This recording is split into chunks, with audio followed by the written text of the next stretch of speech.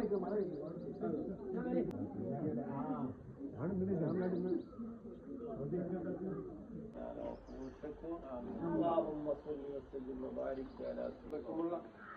മഹാന്മാരെയും ദർജനയും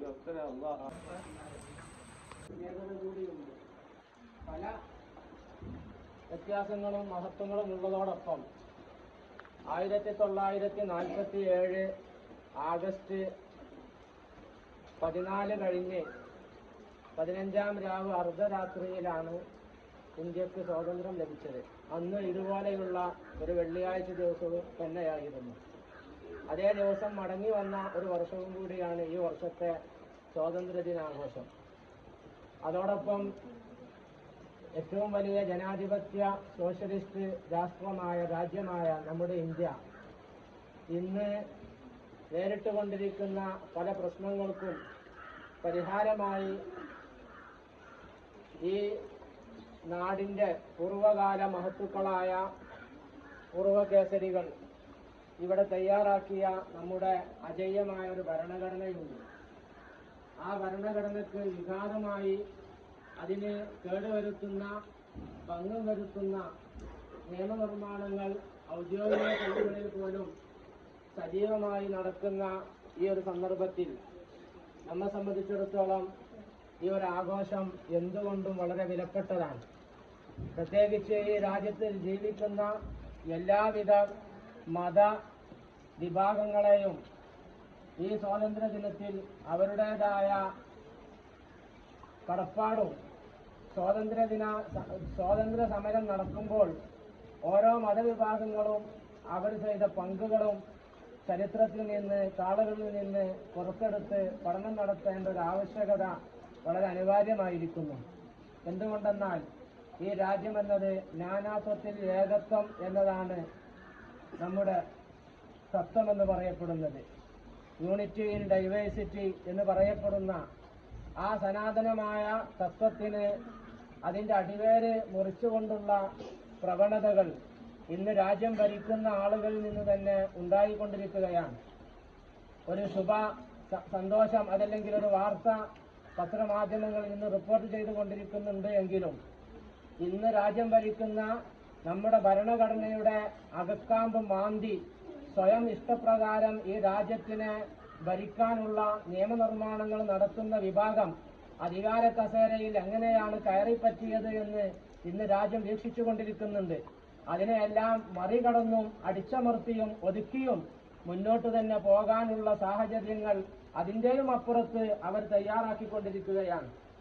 ഈ ഒരു സമയത്ത് നമ്മെ സംബന്ധിച്ചിടത്തോളം ഈ രാജ്യത്തിൽ രണ്ടാം കിട പൗരന്മാരാണെന്ന് ചാപ്പുകുത്തപ്പെടുന്ന മുസ്ലിമീങ്ങളും ക്രിസ്ത്യാനികളും മറ്റു ന്യൂനപക്ഷ മതവിഭാഗങ്ങളെ ഇല്ലായ്മ ചെയ്യാൻ വേണ്ടി ശ്രമം നടത്തുമ്പോൾ ഒരു നൂറ്റാണ്ട് മുമ്പ് ഈ രാജ്യം നേരിട്ട ബ്രിട്ടീഷുകാരടക്കമുള്ള കിരാളമായ സാംസ്കാരിക സാമ്രാജ്യത്വത്തിന്റെ ആ കിരാള ഹസ്തങ്ങളിൽ ഞെരിഞ്ഞമർന്ന് ജീവിച്ചിരുന്ന നമ്മുടെ മുൻഗാമികൾ ഈ ഒരു സ്വാതന്ത്ര്യം നേടിയെടുക്കാൻ വേണ്ടി പ്രവർത്തിച്ചപ്പോ അതിനുവേണ്ടി അഹോരാത്രം കൈമൈ മറന്ന് ജീവാർപ്പണം നടത്തി പ്രവർത്തിച്ച നമ്മുടെ മുൻഗാമികളായ സച്ചരിതരായ മഹത്തുക്കളുണ്ട്. നേരത്തെ ഇവിടെ സൂചിപ്പിക്കപ്പെട്ടതുപോലെ ഒരുപാട് മഹാന്മാർ,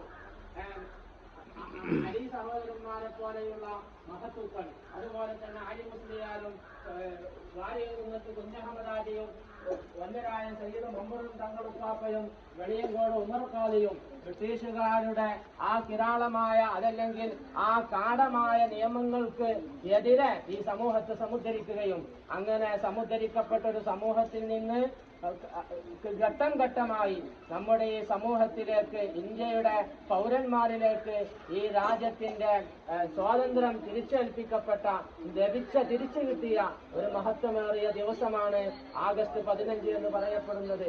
അതുകൊണ്ട് ഇന്ന് നമ്മുടെ രാജ്യത്ത് നിലനിൽക്കുന്ന ഇപ്പോൾ നടന്നുകൊണ്ടിരിക്കുന്ന ഭരണഘടനയ്ക്ക് അനുസരിച്ച് തന്നെ അതിന് വള്ളിപുള്ളി മാറ്റം വരേണ്ടതില്ല, മാറ്റം വരാൻ പാടില്ല എന്ന് നിർബന്ധ ബുദ്ധി ഉള്ളവരാണ് ഈ രാജ്യത്ത് ജീവിക്കുന്ന ഒരു മുസ്ലിം എന്ന് പറഞ്ഞാൽ. അങ്ങനെയായിരിക്കണം. അതുകൊണ്ട് ആ ഭരണഘടനയെ എന്ത് വില കൊടുത്തും നിലനിർത്താനും അത് കേടുവരാതെ അടുത്ത ഭാവിക്ക് കൈമാറാനുമുള്ള വലിയ ഉത്തരവാദിത്വം നമുക്കൊക്കെ ഉണ്ട് എന്ന് മനസ്സിലാക്കി നമ്മുടെ വാക്കുകളിലും നമ്മുടെ പ്രവർത്തനങ്ങളിലും നമ്മുടെ എഴുത്തുകളിലും നമ്മുടെ എല്ലാ വിഷയങ്ങളിലും ഈ രാജ്യത്തിന്റെ അഖണ്ഡതയ്ക്ക് കോട്ടം വരാത്ത പ്രവർത്തനങ്ങളും വാക്കുകളും നമ്മിൽ നിന്നുണ്ടാകണം. അതോടൊപ്പം സോഷ്യൽ മീഡിയയിൽ ഇടപെടുന്ന നമ്മെ സംബന്ധിച്ചിടത്തോളം ഇതിനെതിരെ വരുന്ന അതെല്ലാകണം എന്ന് മാത്രം ഈ ദിവസത്തിന്റെ സന്ദേശമായി ഈ രാജ്യത്തിന്റെ പറന്ന മണ്ണിന് വേണ്ടി ശരീരത്തിൽ ആത്മാവ് നിലനിൽക്കുന്ന കാലത്തോളം ആത്മാർത്ഥമായി പ്രവർത്തിക്കാനുള്ള ആർജവവും ഊർജവവും നാഥനായ നമുക്ക് അള്ളാഹു നമുക്ക് തൗഫീഖ് നൽകി അനുഗ്രഹിക്കുമാറാവട്ടെ എന്ന് മാത്രം ആശംസിച്ചുകൊണ്ട് എല്ലാവിധ സന്തോഷങ്ങളും രേഖപ്പെടുത്തി അൽഹംദുലില്ലാഹി റബ്ബിൽ ആലമീൻ. അസ്സലാമു അലൈക്കും വറഹ്മത്തുള്ളാഹി വബറകാതുഹു. പാട്ടുണ്ടാ